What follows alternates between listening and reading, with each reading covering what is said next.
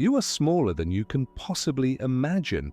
Everything you think you know about your place in the universe is wrong. The sense of scale you carry in your head is a comfortable lie your brain tells you to avoid breaking down. By the end of this video, the ground beneath your feet will feel different. The sky above your head will feel different, and you will never look at a star the same way again. Earth is about 12,700 kilometers wide. If you tried to drive around the entire planet at highway speed, it would take you roughly 17 days without stopping. The Milky Way itself stretches roughly 100,000 light-years across. A light-year, just to be clear, is the distance that light travels in a full year. And light is fast. Light travels at about 300,000 kilometers every single second. In 1 second, light could circle the entire Earth 7.5 times. In 1 year, light covers about 9.5 trillion kilometers. So when we say the Milky Way is 100,000 light-years wide, we mean that even traveling at the fastest speed physically possible in our universe, it would still take you 100,000 years to cross it. Just our galaxy, one galaxy. Now here's the part where it really starts to fall apart for your brain. The Milky Way is not alone, not even close. Our galaxy belongs to a group of galaxies called the Local Group, which contains more than 50 galaxies. The largest of those, aside from the Milky Way, is the Andromeda Galaxy, also known as Messier 31, which sits about 2.5 million light-years away from us.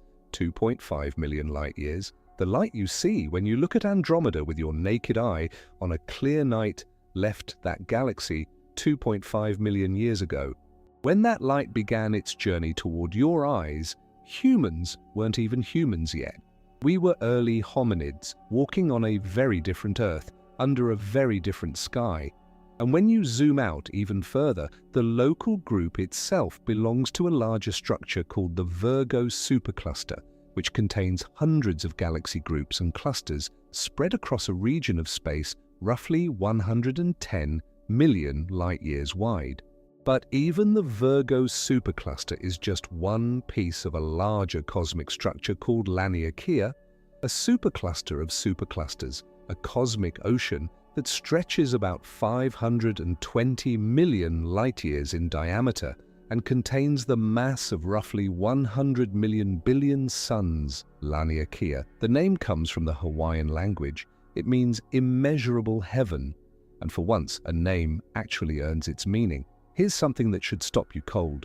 All of that, Earth, the Sun, the Solar System, the Milky Way, Andromeda, the Local Group, the Virgo supercluster, Laniakea itself, all of it, every single thing we just talked about, is barely a rounding error when you zoom out to the scale of the observable universe. The James Webb Space Telescope, which launched on December 25, 2021, has been peering deeper into space than any instrument in human history. In 2025, using a project called Cosmos Web, scientists unveiled the largest and most detailed map of the universe ever created, a field containing nearly 800,000 galaxies stretching back to almost the very beginning of cosmic time. And when they looked closely at those early galaxies, they found something that genuinely shocked the scientific community. There were 10 times more galaxies in the early universe than anyone had expected. 10 times more. The universe was even more populated, even more alive in its infancy than our best models had predicted. This isn't a minor correction. This is a signal that we don't fully understand how galaxies form or how quickly structure emerged after the Big Bang. The universe, once again, turned out to be stranger and more magnificent than we gave it credit for. But here's the number that really puts everything in perspective. The observable universe, meaning the part of the cosmos from which light has had enough time to reach us since the Big Bang, is approximately 93 billion light-years wide. 93 billion, not million, billion. And remember, the universe is only about 13.8 billion years old, so how can it be 93 billion light-years wide?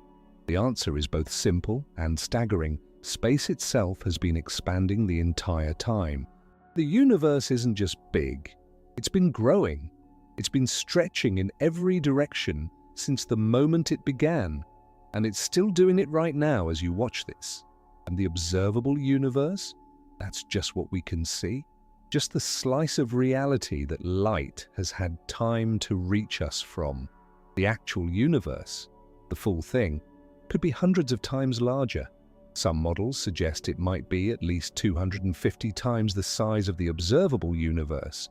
Others suggest it could be infinite, truly, literally, boundlessly infinite, and with no edge, no wall, no point where you could float up and knock on the ceiling and say, "Here, this is where it ends."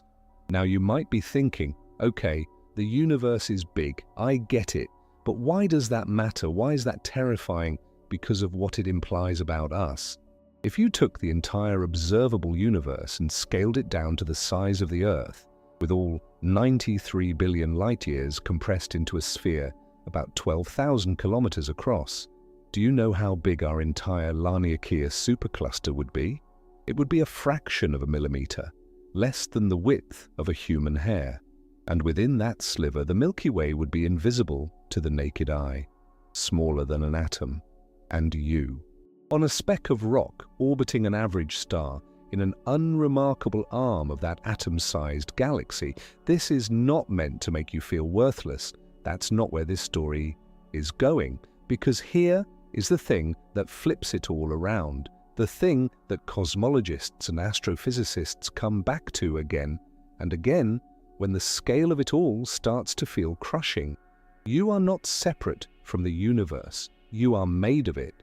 Every atom in your body, the carbon in your cells, the iron in your blood, the calcium in your bones, was forged in the hearts of dying stars. When stars reach the end of their lives and explode in brilliant catastrophic events called supernovae, they scatter the elements they spent millions of years creating out into the cosmos. Those atoms drift across space for millions of years, gather together in clouds of gas and dust, collapse under gravity into new stars and planets, and eventually, after an almost incomprehensible amount of time, they become you. You are, in the most literal and scientifically accurate sense of the word, stardust. The astronomer Carl Sagan said it best. The cosmos is within us. We are made of star stuff. We are a way for the cosmos to know itself. And that idea right there is the thread that's going to run through this entire video, because the story of our size in the universe isn't just a story about how small we are. It's a story about what it means to be small and aware, small and curious, small and alive.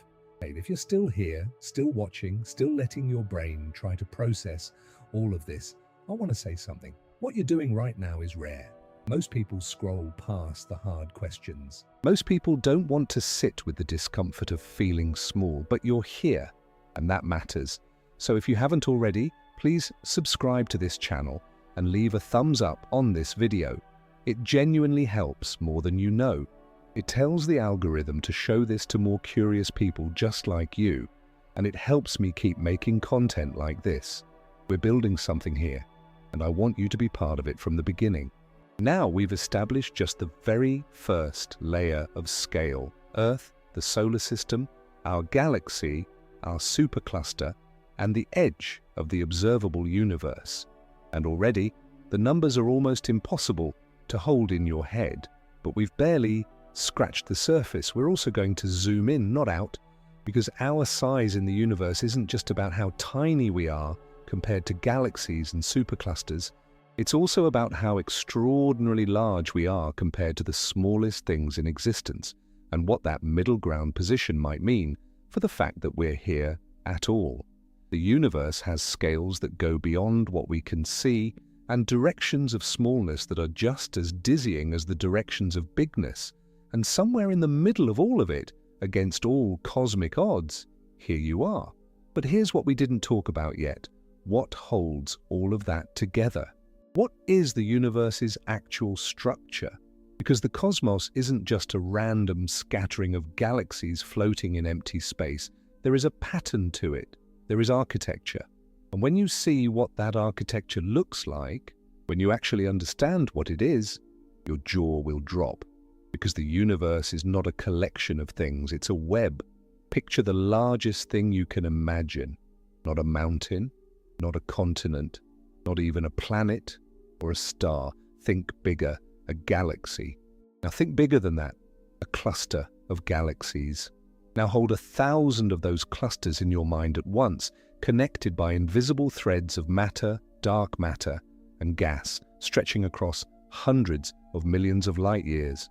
Imagine the whole thing looks almost like a neural network, like the inside of a human brain, zoomed out to cosmic scale. That is the cosmic web. Scientists discovered the basic structure of the cosmic web decades ago, but it is only in recent years, with the help of instruments like the James Webb Space Telescope and radio telescope arrays like Meerkat in South Africa, that we've been able to map and study it in detail.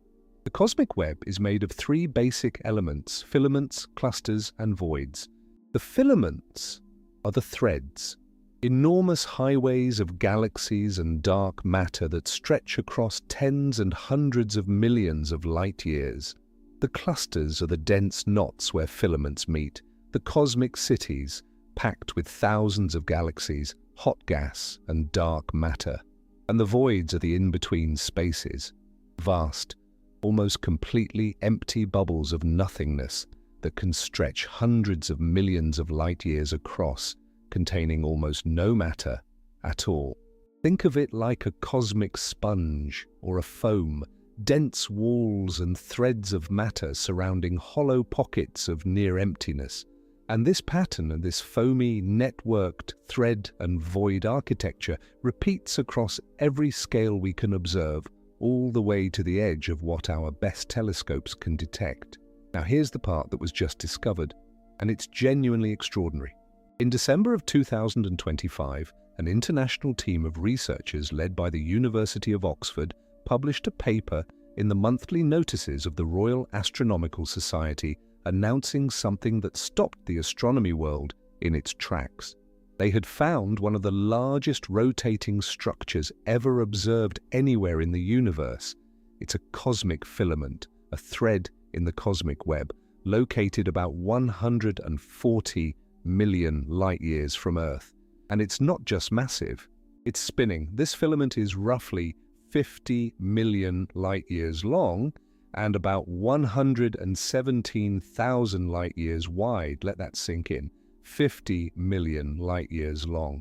Our entire Milky Way galaxy, which takes light 100,000 years to cross, would fit inside the width of this filament with room to spare.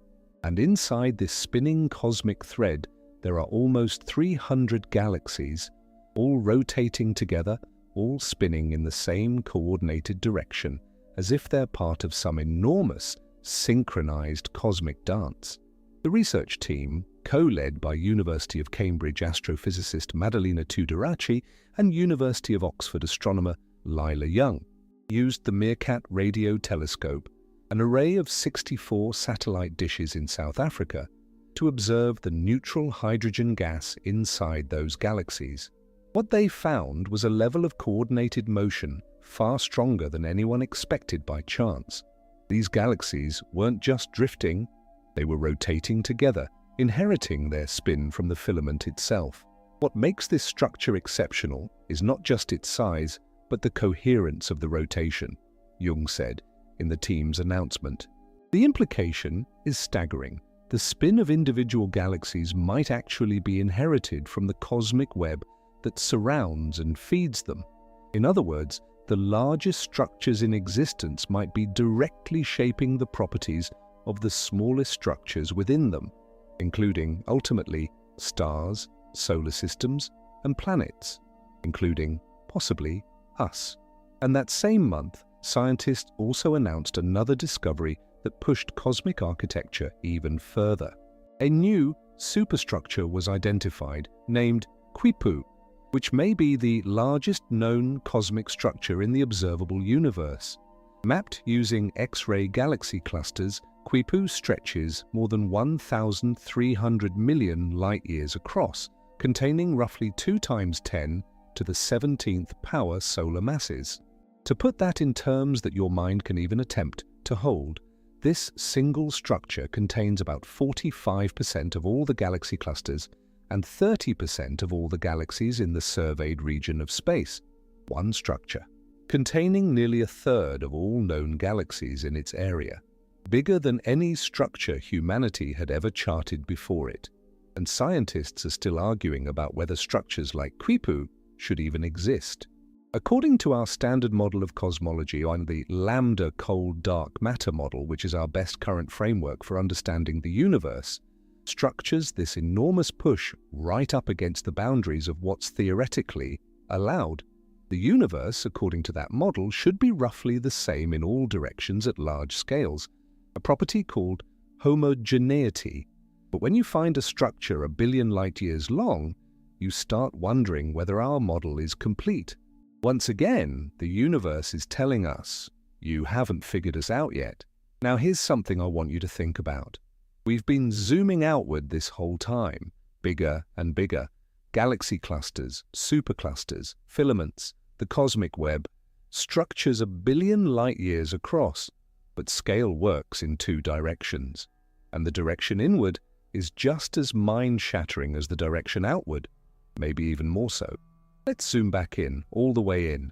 You are sitting somewhere right now, maybe on your couch, maybe in bed, maybe at a desk. Your body's made of roughly 37 trillion cells. That's 37 trillion individual units of life, each one doing its own job, communicating with its neighbors, keeping you alive without you ever thinking about it. Each of those cells contains a nucleus. Inside that nucleus is DNA, your genetic blueprint, which, if you unraveled all of it from a single cell, would stretch about 2 meters long. If you unraveled all the DNA from every cell in your body and laid it end to end, it would reach roughly twice the distance from Earth to the Sun and back, over 300 million kilometers. Inside your cells, inside your DNA, everything is made of molecules. Molecules are made of atoms. And atoms, let me tell you about atoms, because atoms are where things get genuinely strange. An atom is almost entirely empty space. If you took the nucleus of a hydrogen atom, a single proton, and blew it up to the size of a marble, the electron orbiting around it would be about 1 kilometer away, not a few centimeters, not across the room. 1 kilometer, everything in between, nothing.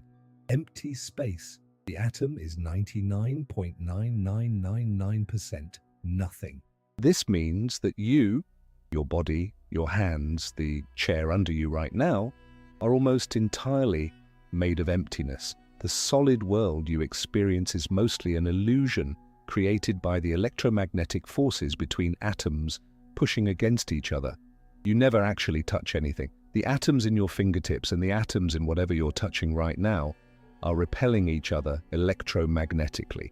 What you call touching is just 2 clouds of mostly empty space pushing back against each other. Go ahead and sit with that for a moment. Now here's where this gets truly wild in terms of scale. The nucleus of an atom, a proton, is about 1 femtometer in size. That is 1 quadrillionth of a meter. Written out, that's a decimal point followed by 14 zeros and then a 1.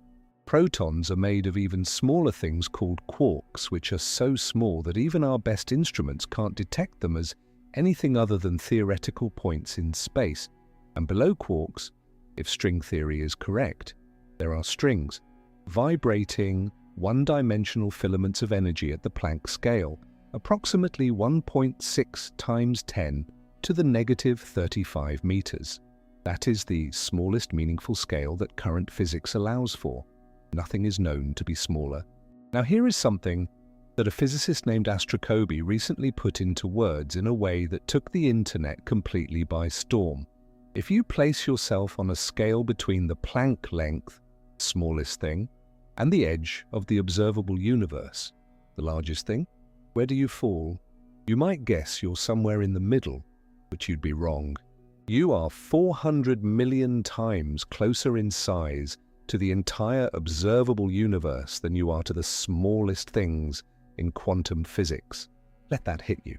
You are gigantic relative to the quantum world. You are an enormous, lumbering cosmic creature compared to the scale of a quark, or a string, or the nucleus of an atom. And yet, compared to the cosmic web, you are so impossibly small that there is no comparison you could make in everyday language that would be remotely accurate. We exist in a very specific, very narrow middle ground. And the fact that life, consciousness, curiosity, and science all seem to emerge at roughly this scale, at the human scale, is one of the most interesting unsolved puzzles in all of physics.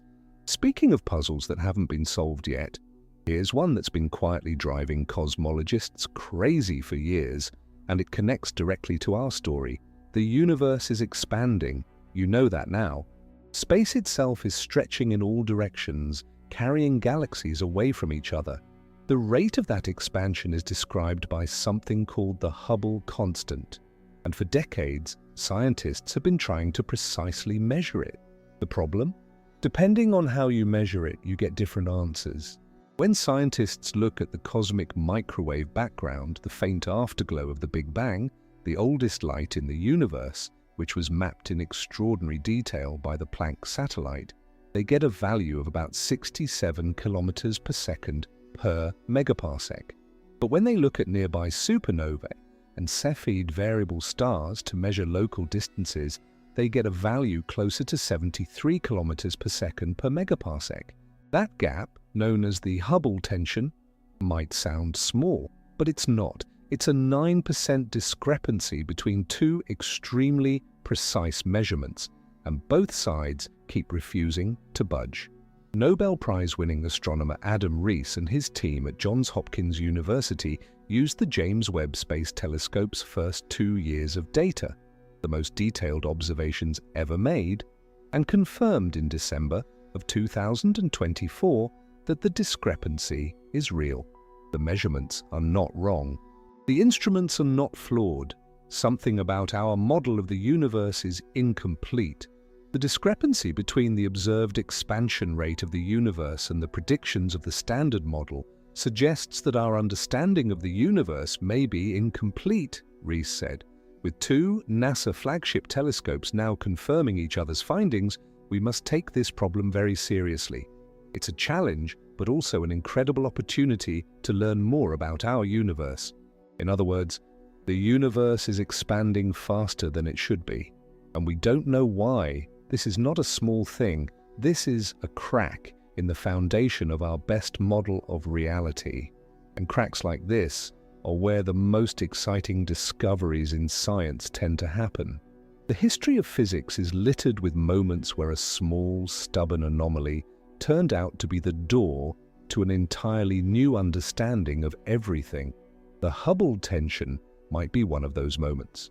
It might point to new physics, new forces, new particles, new properties of dark energy that we haven't even imagined yet. And while we're on the subject of things we can't fully explain, let me tell you about dark matter and dark energy, because this is where the terrifying truth about our size in the universe gets a second layer of terror that most people don't realize. Everything we've talked about so far, every star, every galaxy, every filament and supercluster, every atom and quark, all of that visible, tangible, detectable stuff makes up roughly 5% of the total content of the universe. 5%. The other 95% is stuff we cannot see, cannot touch, and cannot directly detect. About 27% of the universe is dark matter, a form of matter that doesn't interact with light, doesn't emit radiation, doesn't absorb anything we can observe, but absolutely does exert gravitational pull on the matter around it. We know it exists because of the way galaxies rotate, the way galaxy clusters bend light around them, and the way the cosmic web forms the specific structures it does. Without dark matter, galaxies would fly apart. The filaments we talked about, the cosmic web itself, would not exist in the form it does without the gravitational scaffolding of dark matter. And then there's dark energy, the remaining 68% of everything, the thing that is actively pushing the universe apart, accelerating its expansion, overriding the pull of gravity on the largest scales. We have almost no idea what it is. It was only discovered in 1998 when astronomers observing distant supernovae, including Adam Rees's team, found that the universe wasn't just expanding but speeding up as it expanded. That discovery won the Nobel Prize in Physics in 2011, and we still don't know what dark energy actually is at a fundamental level.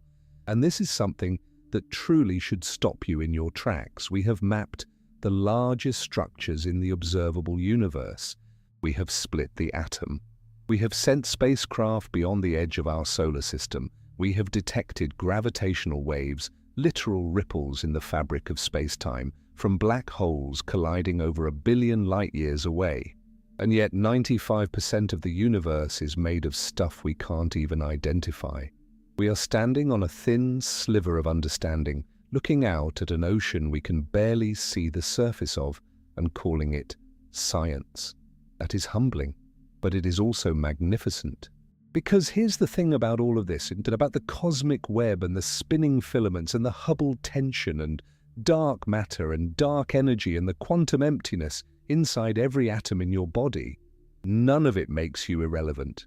None of it makes your life meaningless. If anything, it makes you extraordinary.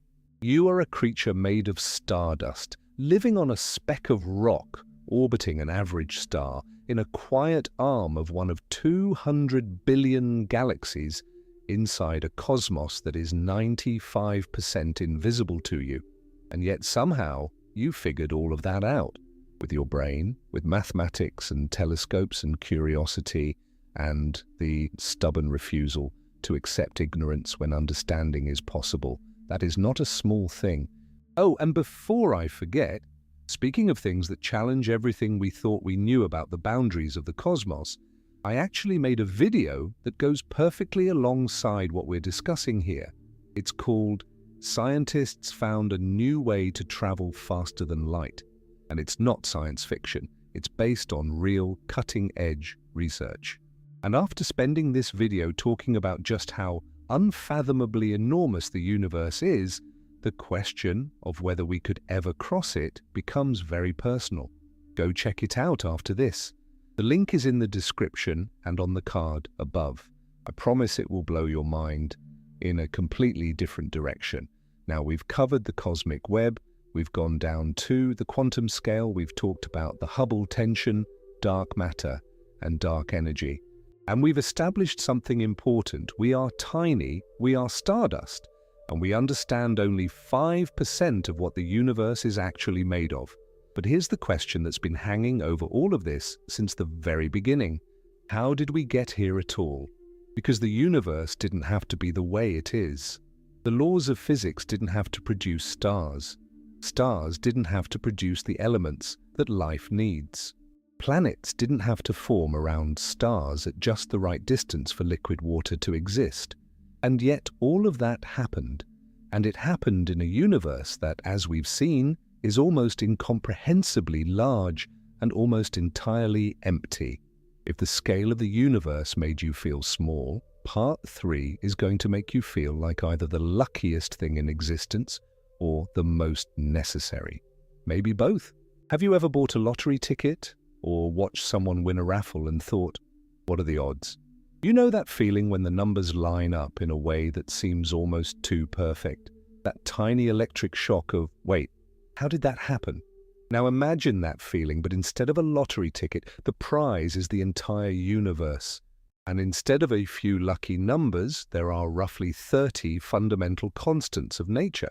30 specific dials, each one set to a precise value. And if even one of them were even slightly different, not just life, but matter itself would never have formed. Stars would never have ignited. Atoms would have fallen apart before they could build anything. The cosmos would have been nothing but a warm, formless fog, or a cold, empty void, or a brief fireball that collapsed back on itself before a single second had passed. This is called the fine-tuning problem. And it is one of the most serious, most debated, and most genuinely unsettling puzzles in all of modern science. As recently as October of 2025, a paper published in Cambridge University's journal Religious Studies, co-authored by physicists Geraint Lewis from the University of Sydney and Luke Barnes from Western Sydney University, laid out the full picture of what cosmological fine-tuning looks like from the vantage point of everything we currently know. The conclusion was stark. If our universe had been born with even slightly different physics, it would have been dead on arrival. No galaxies, no stars, no atoms heavier than hydrogen. Nothing. Let's talk about what that actually means. There is a number called the cosmological constant. You might also hear it called dark energy density because it describes the energy of empty space, the thing that's pushing the universe apart. It was first introduced by Albert Einstein in 1917, and he later called it his greatest blunder after it seemed unnecessary. But it turned out to be very real when astronomers confirmed in 1998 that the universe's expansion was accelerating, a discovery that won the Nobel Prize in Physics in 2011. The cosmological constant came roaring back. Here's the problem. When physicists use quantum field theory to calculate what the value of the cosmological constant should be, they get a number that is roughly 10 to the power of 120 times larger than the value it actually has. Written out as a fraction, that means the actual value of the cosmological constant is about 0.00, and then you'd have to write 119 more zeros after that before you hit a non-zero digit. 120 orders of magnitude off. That is the largest discrepancy between a theoretical prediction and an observed value in the entire history of physics. Not the largest by a little, the largest by an almost incomprehensible amount. And it matters because if the cosmological constant were even 100 times larger than it actually is, the universe would have expanded so fast after the Big Bang that matter would never have had time to clump together into galaxies. No galaxies means no stars. No stars means no carbon, no oxygen, no heavy elements. No heavy elements means no planets, no chemistry, no biology, no you. The cosmological constant is sitting at a value so absurdly, precisely tiny that physicists have spent decades trying to figure out why, and so far, honestly, they don't have a fully satisfying answer. This is not a fringe debate. As theoretical physicist and best-selling author Sean Carroll dedicated an entire solo episode of his Mindscape podcast in October of 2025 to working through exactly this problem, the fine-tuning of constants, what it means, and why we still don't understand it. It keeps the best minds in physics awake at night, but the cosmological constant is just one dial. Let's turn a few others. The strength of gravity. If gravity were even a small fraction stronger than it is, stars would form from much smaller amounts of material, burn through their fuel incredibly fast, and die before any planets orbiting them could develop complex chemistry. Life as we know it requires stars that burn steadily for billions of years, like our Sun, which has been shining for about 4.6 billion years and will continue for roughly another 5 billion. That stability is only possible because gravity is calibrated to a very specific strength. Make it meaningfully stronger, and the window for life closes. Make it weaker, and matter can't clump together at all. No stars, no planets, no anything. The strong nuclear force, the force that holds the nucleus of an atom together, is another one. If it were about 2% weaker, protons and neutrons wouldn't bind to each other. Atomic nuclei would simply fall apart. There would be no atoms heavier than hydrogen, no carbon, no oxygen, no life. If it were stronger, hydrogen would have burned up almost entirely in the early universe, leaving nothing behind for stars to form from. 2%? That's the margin on the strong nuclear force. Then there's the electromagnetic force, the force that governs how electrons interact with atomic nuclei, how molecules form, how chemistry works. Adjust this one, and the chemistry of life doesn't just change, it stops. The specific way carbon bonds with oxygen and nitrogen and hydrogen, the molecular architecture of every living thing on Earth, depends on this force being precisely what it is. Now here's where the conversation really branches into fascinating territory. Because when scientists and philosophers look at all of these numbers, all 30 dials all precisely set, the scientific community has basically split into three camps about what this means. And all three of them deserve to be taken seriously. The first camp says it's the multiverse. The idea here, and this is supported by several serious physical frameworks, including eternal inflation and aspects of string theory, is that our universe is not the only one. There could be an enormous, perhaps infinite, collection of universes, each one with different physical constants. Most of those universes would be sterile, empty, or instantly collapsed. But in a cosmos containing enough universes with enough variation, some of them will, by chance, have the right values for complexity and life to emerge. We find ourselves in one of those because those are the only ones where anyone could be around to ask the question. This idea is called the anthropic principle. It's not magic, and it's not circular reasoning. It's actually a valid, statistical argument. The problem, as a paper published in Synthes Journal in June of 2024 argues, is that testing the multiverse hypothesis is extraordinarily difficult. You can't observe other universes, you can't measure their constants, so it borders on the unfalsifiable. And unfalsifiable ideas in science make a lot of people uncomfortable for good reason.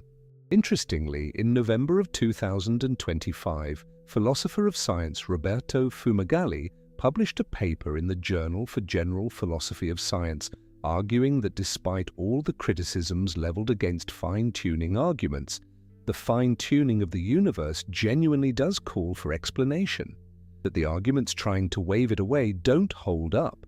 Whether the explanation is the multiverse or something else entirely, the puzzle is real, and it hasn't been solved. The second camp takes a very different route. They say, maybe the constants aren't as fine-tuned as we think. This is a genuinely interesting scientific challenge to the standard picture, and it deserves credit.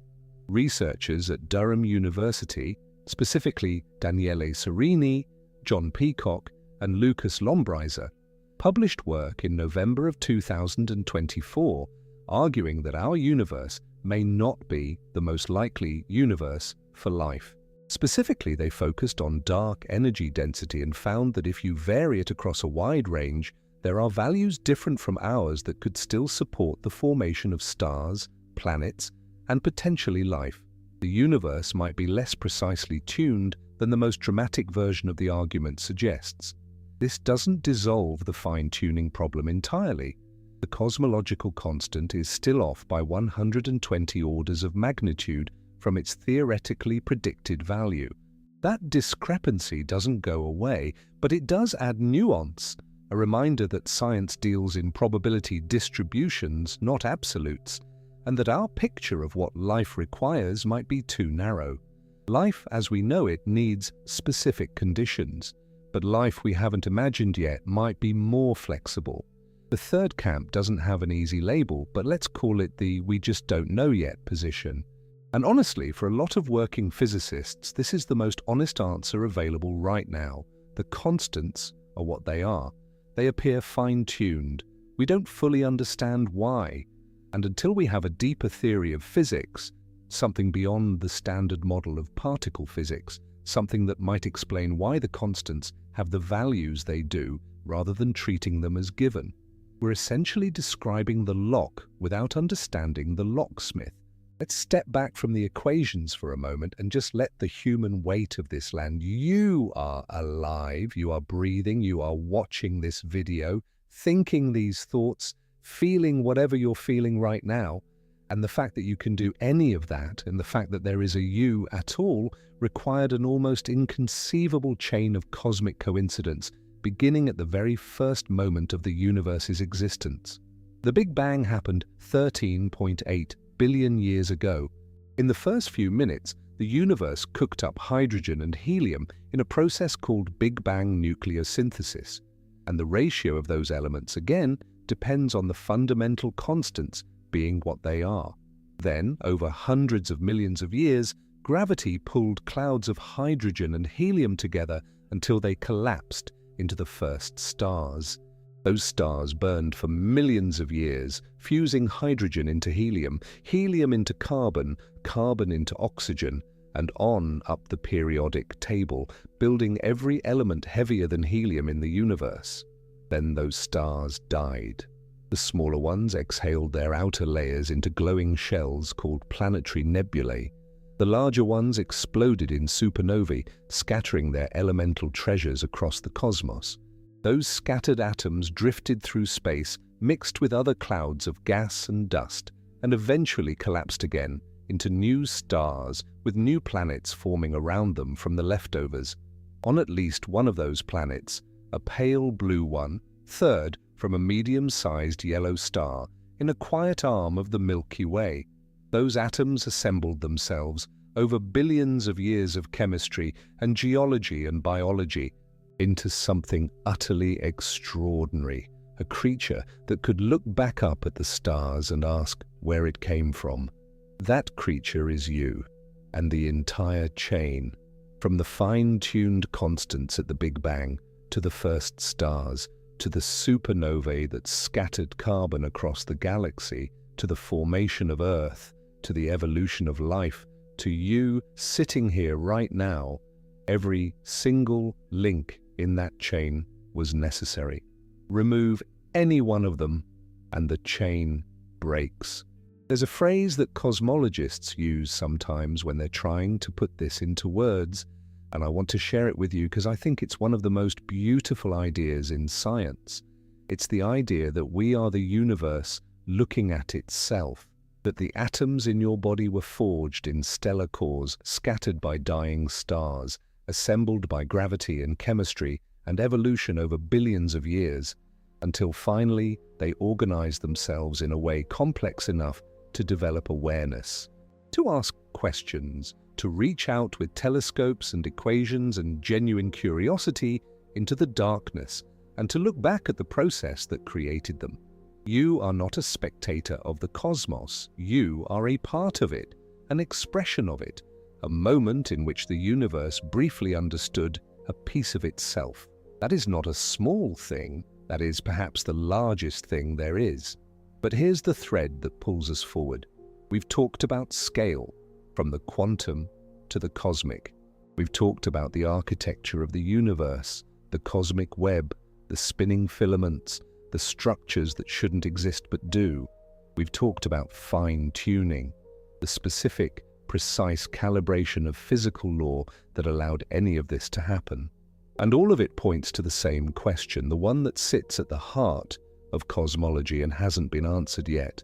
What came before the Big Bang, before the first instant of cosmic time? Before the constants were set, before space existed, before the laws of physics had anything to govern, was there a before at all? This is the part of the story where the universe stops being merely big and starts being genuinely mysterious in the deepest possible sense. Let's go somewhere no human has ever physically been, not Mars, not even the edge of the solar system where NASA's Voyager 1 probe is drifting right now, more than 23 billion kilometers from Earth, the farthest any human-made object has ever traveled.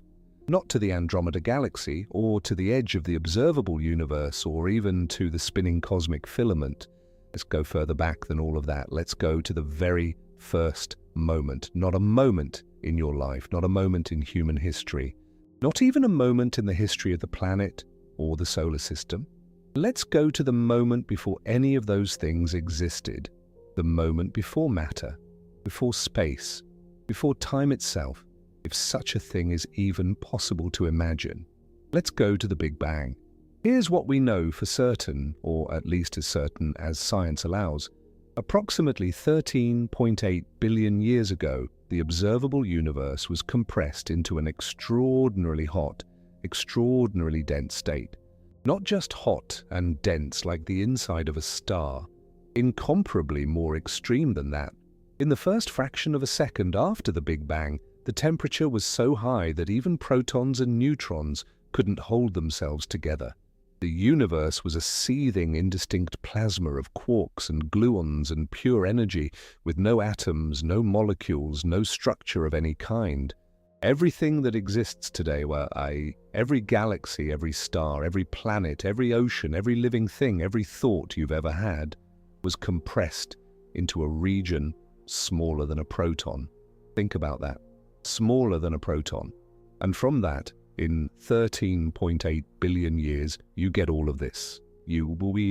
But here's the question that scientists have been wrestling with for decades, and that is still genuinely open today. What happened before that? What caused it?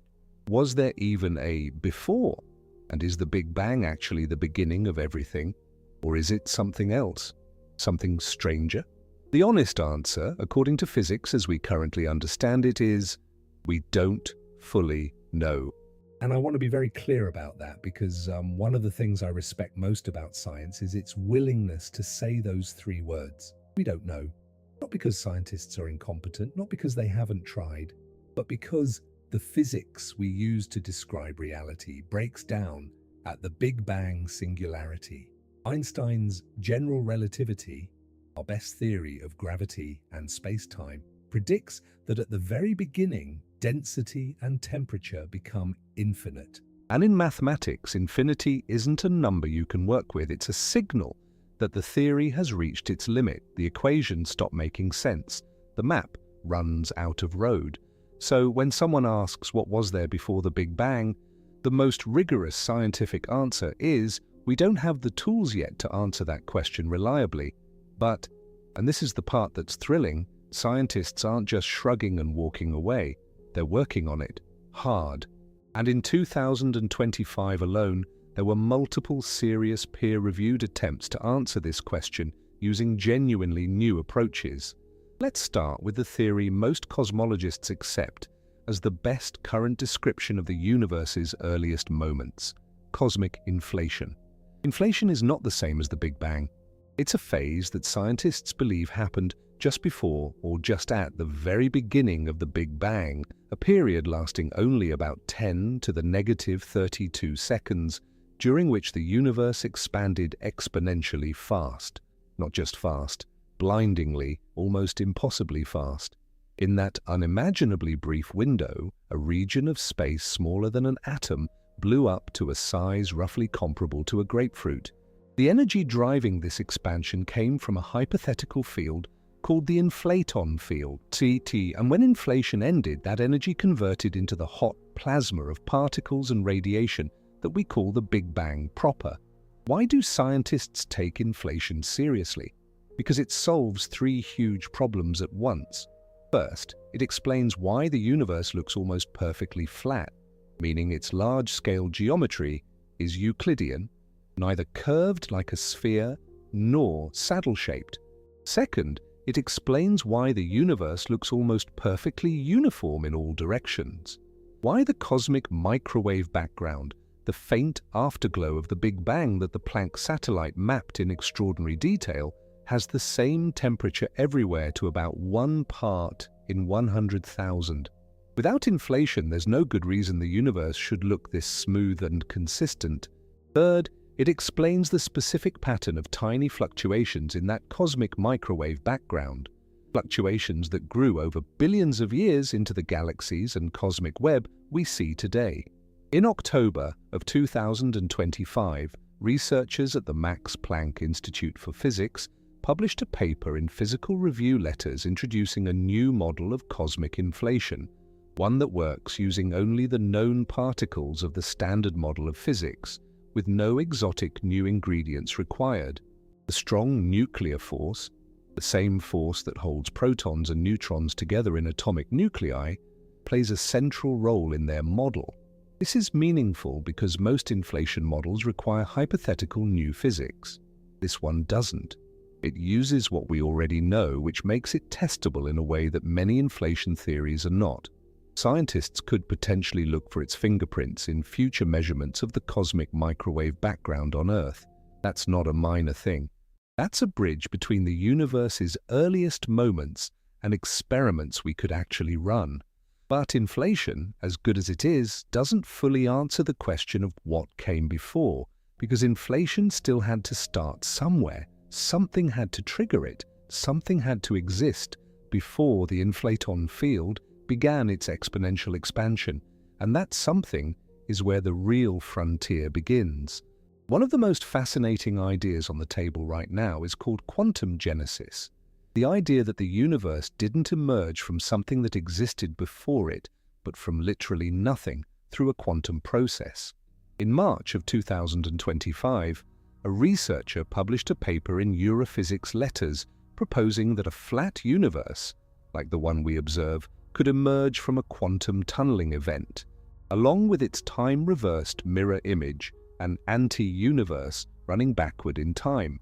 The idea builds on earlier work by physicists James Hartle and Stephen Hawking, whose no-boundary proposal from the 1980s suggested that asking what came before the Big Bang is like asking what is north of the North Pole, a question that doesn't have an answer because time itself didn't exist before the Big Bang. There was no before. Time is a feature of the universe, not a container it sits inside. This is genuinely hard to wrap your mind around. Most of us intuitively think of time as something that was always there, ticking away eternally, and the Big Bang was just an event that happened inside it. But Hawking and Hartley argued, and modern quantum cosmology continues to explore, that time itself began with the universe. Before the Big Bang, the concept of before may not have been meaningful.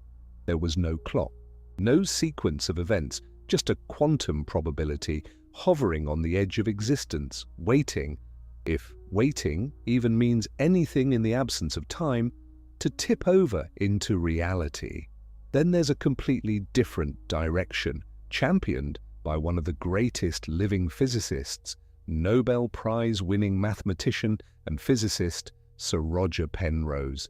In March of 2025, Penrose and his colleague Christoph Meissner published an updated paper on what Penrose calls conformal cyclic cosmology, a theory that is genuinely one of the most mind-bending ideas in modern physics, and one that deserves far more attention than it typically gets. Here's the basic idea. Penrose argues that our universe didn't begin from nothing, and it won't end in nothing. Instead, the universe goes through an infinite series of cycles, so you get what he calls each one beginning with a Big Bang and ending not with a collapse, but with an almost infinitely expanded, cold, empty state, where all matter has eventually dissolved, all black holes have evaporated through a process called Hawking radiation, and the universe contains nothing but massless particles and gravitational waves.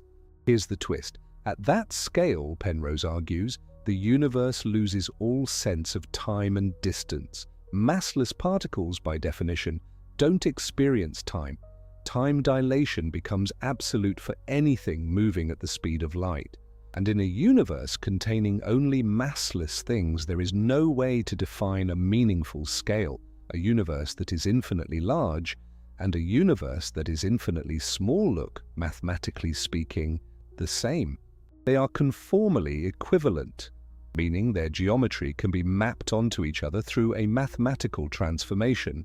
And so Penrose proposes the vast, empty, cold end of one ion maps smoothly, conformally, onto the hot, dense, compact beginning of the next aeon. Our Big Bang was not the beginning of everything. It was the end of the previous universe, echoing forward. And our universe's ultimate fate, billions of trillions of years from now, will be to collapse conformally into the Big Bang of the next one. The universe is not a story with a beginning and an ending. It is an endless loop of cosmic rebirths, each one inheriting the final whisper of the last. And in 2025, a team led by Professor Enrique Gastañaga at the University of Portsmouth published a paper in Physical Review D proposing yet another radical alternative, the black hole universe. In this model, our universe didn't emerge from nothing and it didn't emerge from a previous aeon in a smooth cycle. Instead, it emerged from the interior of a black hole, formed within a larger parent universe after a gravitational collapse followed by a quantum bounce. Our Big Bang was not a creation event, it was a bounce, a rebound, a moment when everything compressed to maximum density and then exploded outward again as quantum effects prevented the collapse from reaching a true singularity. The Big Bang model begins with a point of infinite density where the laws of physics break down, Castañaga said. This new model offers a radically different view of cosmic origins, grounded entirely in known physics and observations.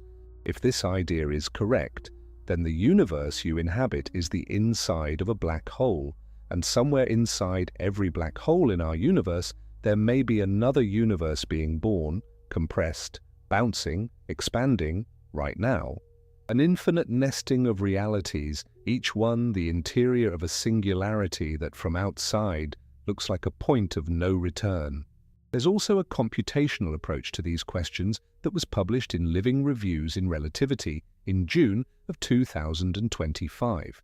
A team from King's College London, Queen Mary University, and Oxford University, led by cosmologist Eugene Lim, proposed using numerical relativity, extremely complex computer simulations of Einstein's equations under extreme conditions, to actually model what the universe might have looked like before and during the Big Bang. The team argues this could help test whether inflation happened, whether we live in a multiverse that has collided with neighboring universes, and whether the cyclic bouncing universe scenario is physically plausible. This is important because it represents a methodological breakthrough. For decades, the pre-Big Bang era was essentially untestable. You couldn't look before the moment the universe became transparent to light, which happened about 380,000 years after the Big Bang. But with powerful enough simulations and subtle enough observational signatures, it may become possible to detect the fingerprints of what came before, preserved in the faint glow of the cosmic microwave background. The universe keeps its receipts. We just need better tools to read them. Now step back, take a breath, because I want to sit with you in the full weight of what we've just covered. There are serious, peer-reviewed, Nobel Prize-winning scientists who genuinely disagree about whether the Big Bang was the true beginning of everything, whether time existed before it, whether our universe is one in an infinite cycle, whether we live inside a black hole, and whether quantum mechanics can explain why there is something rather than nothing. These are not fringe ideas debated in obscure corners of the internet. These are the kinds of questions that fill the pages of physical review letters, that win Fields medals and Nobel Prizes, that keep the most brilliant minds in human history working late into the night. And right now, in this moment in history, none of them has a definitive answer. That should not make you feel lost. It should make you feel alive, because this is what the frontier of knowledge actually looks like. Not a confident march towards certainty, but a standing at the edge of a cliff in the dark, straining your eyes to see what's below, reaching out with every instrument you have and being honest enough to say, we haven't figured this out yet, but we are trying. And trying is one of the most human things there is. Here's something worth pausing on before we move forward. The fact that you exist at all, that there is a universe at all, is the question underneath all of these questions. Whether the universe bounced or tunneled from nothing, or is one aeon in an endless cycle of aeons, or emerged from a black hole in a parent cosmos, in every single one of these scenarios, there is still a mystery at the bottom. Why is there something rather than nothing? Why are there laws of physics at all? Why does the universe allow itself to be understood by creatures like us, whose brains evolved to find fruit and avoid predators, not to unravel the geometry of space-time? Leibniz asked that question, why is there something rather than nothing, in the year 1714? More than 300 years later, it is still open. We have better tools now. We have telescopes that can see light from 730 million years after the Big Bang, we have particle accelerators that can recreate conditions from the universe's first microsecond. We have gravitational wave detectors that can feel the ripple of two black holes merging over 1 billion light-years away. And still, at the very bottom, the mystery holds. I find that beautiful. Not frustrating, beautiful, because it means the universe is deeper than we are. It means there is always more. It means the story never ends, and the end of time turns out to be one of the loneliest, most strangely peaceful, and in some ways most hopeful things you've ever heard. Because how a story ends tells you something important about what it meant. Are you ready to find out how the universe ends?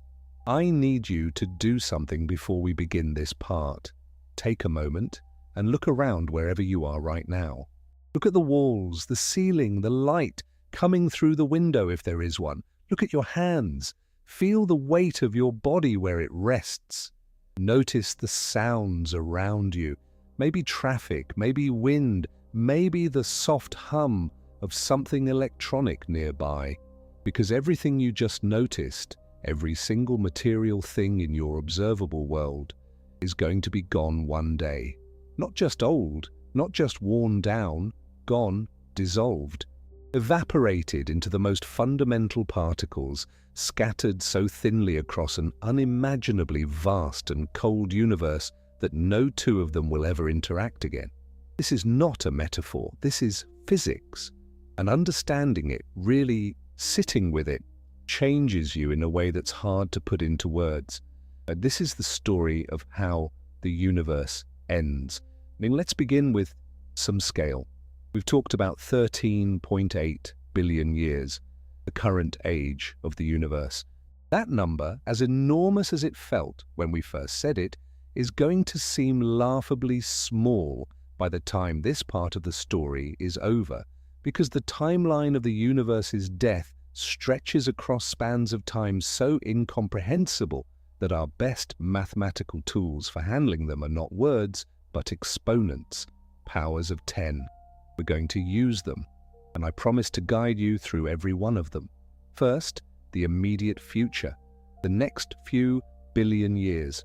Our sun is currently in a stable phase of its life called the main sequence, burning hydrogen in its core through nuclear fusion, converting about 600 million tons of hydrogen into helium every single second. It has been doing this for about 4.6 billion years. It will keep doing it for roughly another 5 billion. So in cosmic terms, we're about halfway through our star's life. When the sun runs out of hydrogen fuel in its core, it will expand dramatically, swelling into a red giant star, growing so large that its outer layers may actually swallow Mercury and Venus and come close enough to Earth to strip away our atmosphere and boil the oceans. This will happen whether we like it or not, in about 5 billion years. Earth as we know it ends there. Life on the surface would have to find other arrangements far, far earlier than that, in roughly 1 to 2 billion years, as the sun's growing luminosity gradually pushes the boundaries of what's called the habitable zone outward, past our current position. And the Milky Way? In about 4.5 billion years, our galaxy will collide with the Andromeda galaxy. Interestingly, and this surprises most people, this collision won't be catastrophic in the way you might imagine. Because galaxies are almost entirely empty space, the actual stars inside them are so far apart that direct stellar collisions during a galactic merger are extremely rare. What will happen is a gradual gravitational dance, a slow spiral, a merger over hundreds of millions of years that eventually produces a single, larger elliptical galaxy, sometimes nicknamed Milkomeda by astronomers. Our descendants, if any exist, would live in a galaxy with a very different shape and a very different sky. But all of that, the sun's death, the galactic merger, even the deep geological reshaping of Earth, is just the opening act. The real timeline begins much later. Now let's go further. Zoom out past the next 5 billion years. Zoom past 10 billion. past 50 billion, past 100 billion years from now, at roughly 100 trillion years into the future. That's a 1, followed by 14 zeros. The last stars in the universe will be dying. Not the massive, brilliant stars that burn hot and fast and explode as supernovae. Those have been gone for billions of years already by this point. The last stars are the smallest, dimmest, most fuel-efficient stars in existence, the red dwarfs. Stars like Proxima Centauri, our nearest stellar neighbor, which burns so slowly and carefully that it will keep shining for over 4 trillion years. Red dwarfs are so thrifty with their hydrogen that they live tens or hundreds of times longer than stars like our Sun. But even they run out eventually, and when the last red dwarf flickers out, perhaps around 100 trillion years from now, the universe enters what astronomers call the degenerate era, the era of stellar remnants. Stars don't just vanish when they die.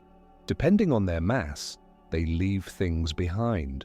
Our Sun will leave a white dwarf, a dense, Earth-sized ember of carbon and oxygen, slowly radiating heat into space with no fuel left to burn, just cooling over billions of years like a cosmic coal. Heavier stars leave neutron stars, objects so dense that a teaspoon of their material would weigh about 10 billion kilograms on Earth, and the most massive stars of all collapse into black holes, regions of space where gravity is so intense that not even light can escape. In the degenerate era, the universe is populated by these remnants, floating in an increasingly cold and dark void, white dwarfs cooling toward absolute zero, neutron stars slowly radiating away their heat, black holes sitting in the darkness, neither growing nor shrinking on these timescales, just waiting. But now something extraordinary happens, or rather something extraordinary was discovered in 2025 by researchers at Radboud University in the Netherlands. For decades, scientists had estimated that the final demise of the universe, the evaporation of the last black holes through a process called Hawking radiation, would take place at roughly 10 to the power of 1,100 years. That's a 1 followed by 1,100 zeros, a number so enormous it makes a trillion look like a rounding error. But the Radboud team, led by physicist Heino Falke, showed something that genuinely shifted the timeline. It's not just black holes that evaporate. White dwarfs and neutron stars do too, through a related process where gravity generates particle-antiparticle pairs at their surfaces, causing them to very slowly, almost imperceptibly, radiate away their mass over time. This is similar to Hawking radiation, but applied to dense stellar remnants, rather than just black holes. And this means the universe dies faster than we thought, not fast in any human sense. The new estimate for when the last stellar remnants will finally evaporate is approximately 10 to the power of 78 years. Written out as a number, that would stretch further than the entire observable universe if you used atoms as digits, but it is dramatically shorter than the previous estimate of 10 to the power of 1,100 years. The universe, in a strange way, is more mortal than we realized. By 10 to the 78 years from now, give or take, there will be nothing left in the universe that can radiate energy. No stars, no white dwarfs, no neutron stars, no black holes. Just an extraordinarily thin, cold soup of photons, neutrinos, and the lowest energy particles imaginable drifting apart through a space that is effectively at absolute zero temperature. No gradients, no usable energy, no structure. This is the heat death of the universe, also called maximum entropy. The point where everything is so evenly spread, so perfectly disordered, so thoroughly mixed, that no further work can be done. No reactions can happen, no signals can be sent, no clocks can tick. Time itself, in a meaningful sense, stops mattering, because nothing changes anymore. But here's something that throws a new wrinkle into this picture. And it is genuinely one of the most exciting and unsettling developments in modern cosmology. That timeline, a quiet, cold, heat death, assumes that dark energy remains constant, that the cosmological constant stays exactly where it is forever. But what if it doesn't? Remember the Hubble tension we talked about a while ago, the unexplained gap between different measurements of the universe's expansion rate? Well, recent observations from an extraordinary instrument called the Dark Energy Spectroscopic Instrument known as DESI, located at the Kitt Peak National Observatory in Arizona, have been building a three-dimensional map of the cosmos using roughly 15 million celestial objects, galaxies and quasars spread across billions of light-years. And what those observations have been hinting at, not yet confirmed but increasingly hard to dismiss, is that dark energy may not be constant. It may be changing over time, weakening. And if dark energy weakens enough, the expansion of the universe could slow, stop, and reverse. Everything that flew apart would start to fall back together. Galaxies that have drifted billions of light years apart over billions of years would begin, slowly at first, and then with gathering speed, to fall toward each other. Galaxy clusters would merge, individual galaxies would merge, stars would crowd closer together. The temperature of the cosmic microwave background, the faint afterglow of the Big Bang, which today sits at about 2.7 degrees above absolute zero, would start rising instead of falling. The universe would get hotter and denser with each passing billion years, until eventually everything, every remnant of every star, every atom of every planet, every black hole and neutron star, crashes back together in an event that mirrors the Big Bang in reverse, the Big Crunch. And in July of 2025, a team of physicists from Cornell University, Shanghai Jiao Tong University, and several other institutions published a model suggesting that based on current dark energy data, the Big Crunch could arrive in roughly 33.3 billion years from now. That's about 20 billion years from today, roughly the same order of magnitude as the current age of the universe.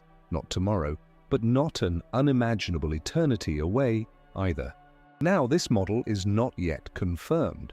The evidence for weakening dark energy is real but hasn't crossed the threshold that physicists call 5 sigma, the gold standard for a definitive scientific discovery. As of right now, the data sits around 2.8 to 4.2 sigma, meaning it's intriguing and statistically significant, but not yet conclusive. More measurements are coming. The DESI collaboration is still collecting data. The Vera-C Rubin Observatory, a brand new telescope that saw first light in 2025, will add its own observations to the picture over the coming years.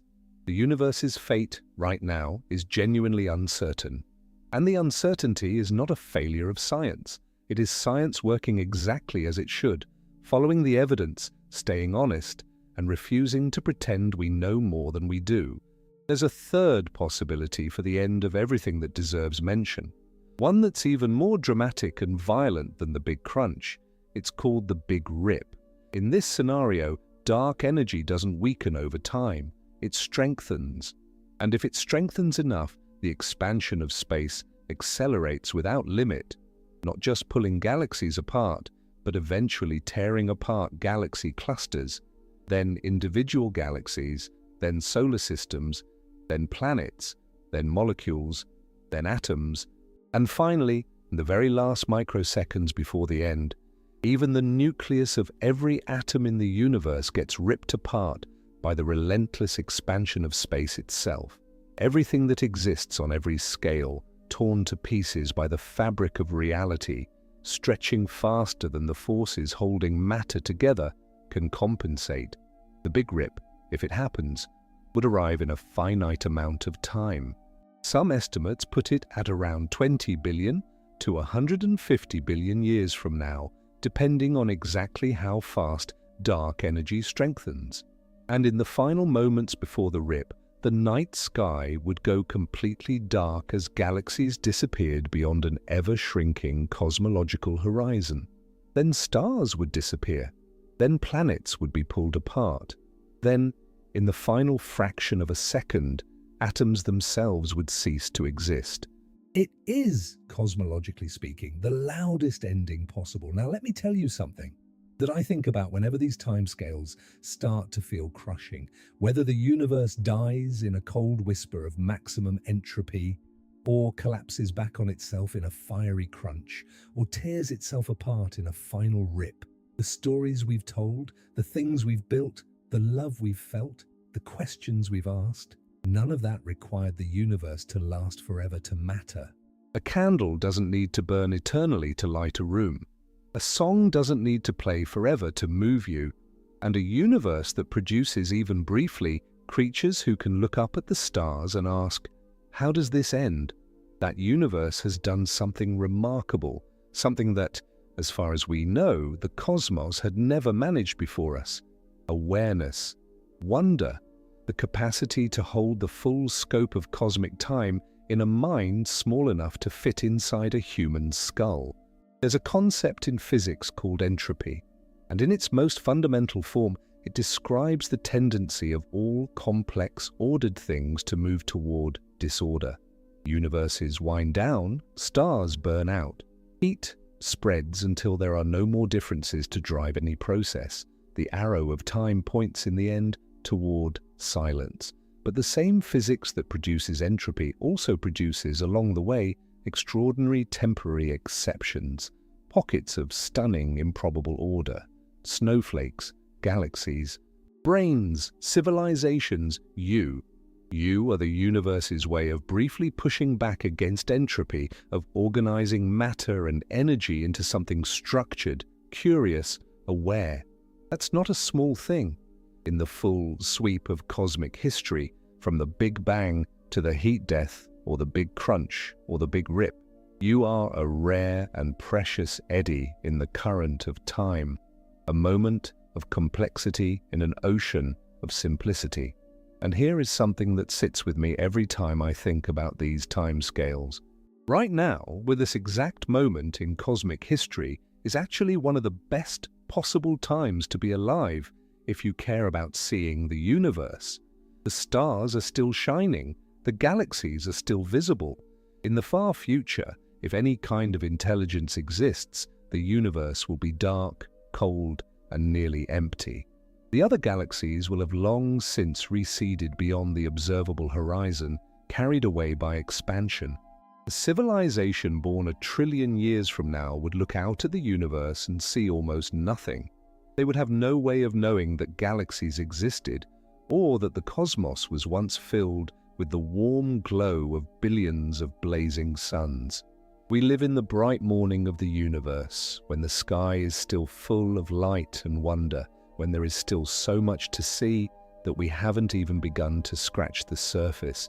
We are cosmically early, and that is an extraordinary gift. We've now traveled from the beginning of the universe to its end. From the first fraction of a second after the Big Bang, through the fine-tuned constants that made everything possible, through the cosmic web and its spinning filaments, down to the quantum scale inside your own atoms, and all the way out to the heat death or the crunch or the rip, whichever it turns out to be. But we haven't answered the deepest version of the question we started with. Because our size in the universe isn't just about physical scale, it's about something else. Something that no telescope can measure and no equation can fully capture. It's about the question of whether we are alone, whether in all of this vast and ancient cosmos across all of those galaxies and stars and planets, there is anyone else out there asking the same questions we are. Are we the only ones who got to witness all of this? I think you already have a feeling about the answer. But science, as always, has something to say about it, and what it says is far stranger and more wonderful than a simple yes or no. In 1950, a group of scientists sat down for lunch at Los Alamos National Laboratory in New Mexico. They were brilliant people, physicists who had helped build the atomic bomb, who had stared into the face of nuclear fire and lived to eat sandwiches after. The conversation drifted, as it often does among curious minds, toward the sky, toward the question of other civilizations, other worlds, other intelligences out there in the vastness. And then one of them, a quiet Italian physicist named Enrico Fermi, put down his fork. "Where is everybody?" That was it. 3 words, a question so simple it felt almost childish, and yet it cut to the heart of one of the most profound, unsolved problems in all of science. It became known as the Fermi paradox, and 75 years later, as a piece published by Harvard University in June of 2025 noted, we still don't have a definitive answer, but we're getting closer. And some of what we've found recently is extraordinary. Let's set the scene for why the silence is so strange. We know with reasonable scientific confidence that our Milky Way galaxy contains somewhere between 200 billion and 400 billion stars. We know from the flood of data produced by space telescopes, including the Kepler Space Telescope, which launched in 2009, and its successor, TESS, the Transiting Exoplanet Survey satellite, that most of those stars have planets. By the end of October 2025, NASA had confirmed over 6,000 exoplanets, worlds orbiting other stars, and those are just the ones we've been able to detect with our current instruments, which have real limitations. The actual number of planets in our galaxy is likely in the hundreds of billions at minimum. Among those hundreds of billions of worlds, a meaningful fraction orbit their stars in what astronomers call the habitable zone, the range of distances where temperatures could allow liquid water to exist on a planetary surface. Water, as far as we know, is one of the key ingredients for life as we understand it. And liquid water, it turns out, is not rare, it's not exotic. It's a fairly predictable consequence of a planet being the right size at the right distance from the right kind of star. So, statistically, purely statistically, the universe should be absolutely teeming with life. The numbers by themselves make solitude seem almost impossible, and yet silence, no signals, no visitors, no beacons blazing across the galaxy from civilizations that developed millions of years before us. No megastructures, no engineered star systems, no ripples in the cosmic background pointing to intelligence at work on cosmic scales. 68 years of organized listening through programs like SETI, the search for extraterrestrial intelligence, and nothing definitively confirmed. Just silence and the faint crackle of natural cosmic radio noise. Where is everybody? Here's what makes the paradox feel most acute. The universe is 13.8 billion years old. Earth is about 4.5 billion years old. Modern humans, Homo sapiens, the species capable of building telescopes and writing equations, have been around for roughly 300,000 years. And we've had radio technology, the kind that leaks detectable signals into space, for only about 120 years. 300,000 years out of 13.8 billion, 120 years of radio leakage. In cosmic terms, we are so new that we've been here for less time than it takes light to cross a medium-sized galaxy. But there are stars in the Milky Way that are 10 billion years old, planets that formed around them 7 billion years before Earth existed. If life arose on even one of those worlds at a similar rate to how it arose here, the civilization that emerged would have had a 7 billion year head start on us. 7 billion years to develop technology, to expand, to explore, to leave some kind of detectable mark on the universe, and yet nothing we can detect. No mark, no trace, no hello. That gap between expectation and observation, between a universe that statistically should be full of voices and a universe that sounds, to our instruments, essentially empty, is the Fermi paradox. And it is one of the most unsettling things in science, not because it suggests we are alone, but because it doesn't. It just suggests that something somewhere is going very, very wrong in our thinking. Scientists have proposed dozens of solutions to the paradox over the decades. Let's talk honestly about the most serious ones. The first is what researchers call the rare Earth hypothesis. The idea that while simple life might be common, complex, intelligent, technological life is extraordinarily rare. That Earth is not just lucky, it's astronomically, cosmically lucky.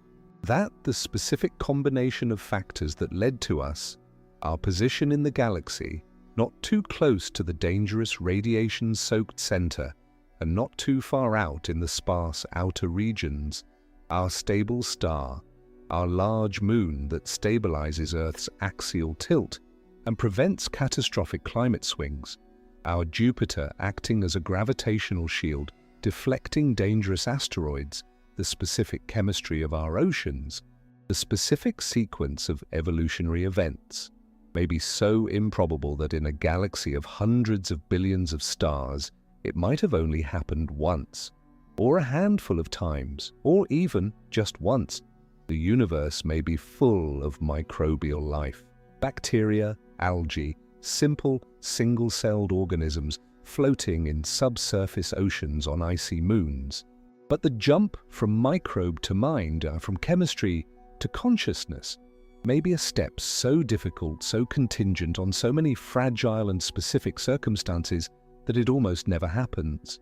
If that's true, then we are extraordinarily rare, perhaps the only technological civilization in the Milky Way, possibly in the observable universe. And the silence isn't an absence of life, it's an absence of minds. The second serious answer is the one that tends to give people the most pause. It's sometimes called the Great Filter. Proposed by economist Robin Hanson in 1998, the Great Filter idea suggests that somewhere on the path from simple chemistry to galaxy-spanning civilization, there is a catastrophic barrier, a filter that almost nothing gets through, a point where civilizations consistently fail to survive or stall or self-destruct. The question that should terrify you is, where is the filter? If the filter is behind us, if it's already in our past, then we've already cleared the hardest hurdle. Maybe the filter was the origin of life itself. Maybe it was the jump from single-celled to multi-celled organisms, which took almost 2 billion years to happen on Earth. Maybe it was the emergence of complex nervous systems, or language, or technology. If any of those was the filter and the extraordinary bottleneck, then we're through it. And the silence around us makes sense because almost no one else made it this far.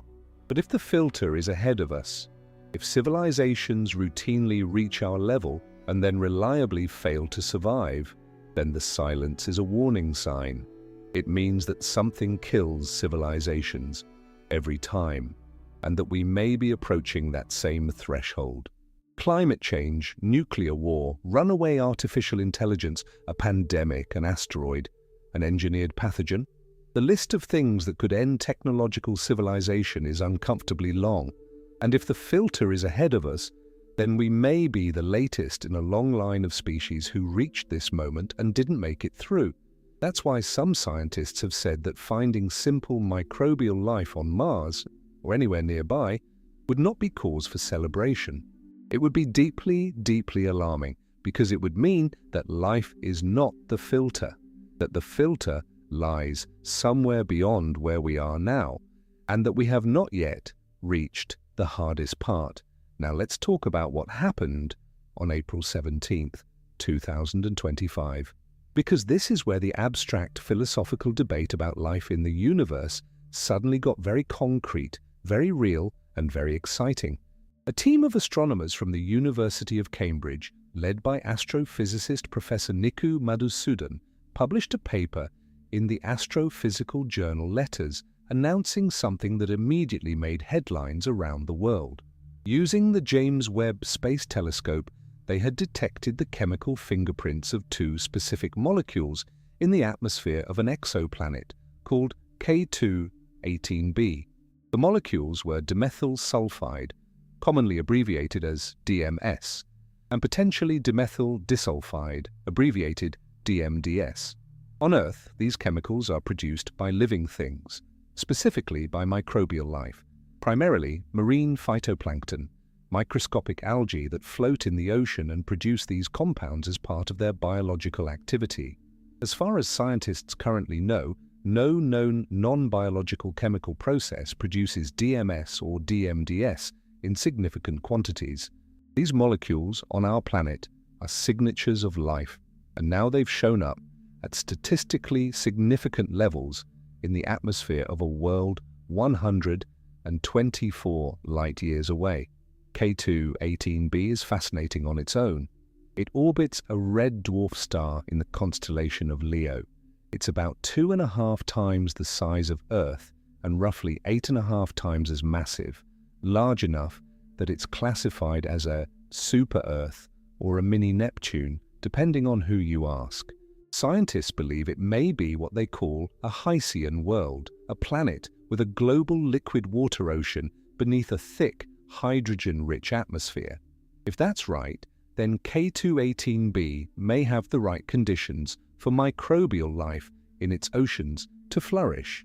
And the presence of DMS and DMDS in its atmosphere would be consistent with that ocean being biologically active.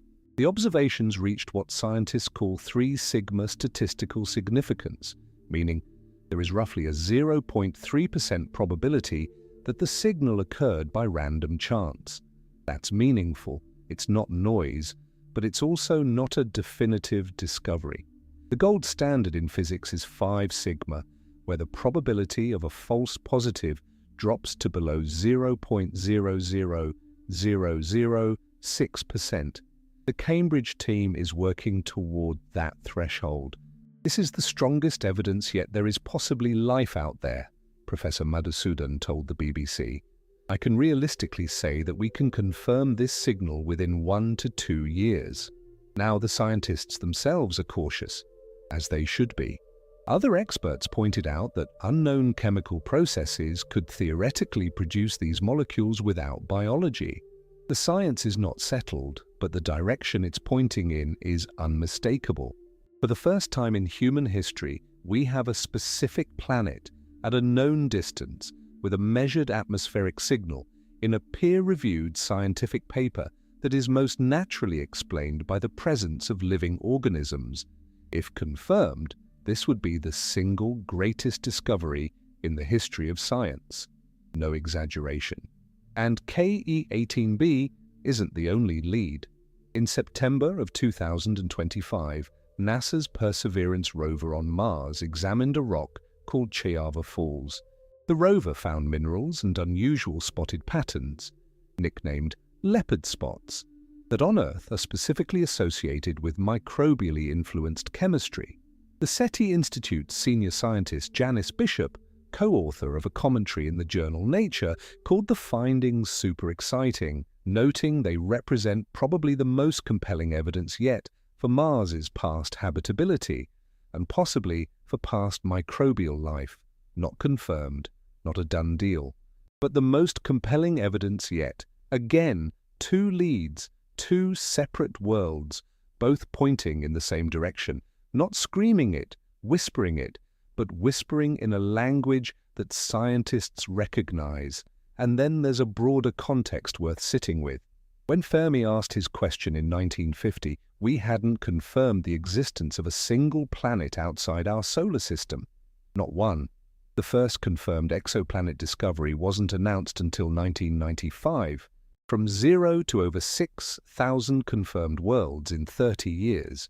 And the James Webb Space Telescope, with its ability to analyze the chemical composition of planetary atmospheres from over 100 light-years away, represents a capability that would have seemed like pure fantasy to astronomers even 2 decades ago.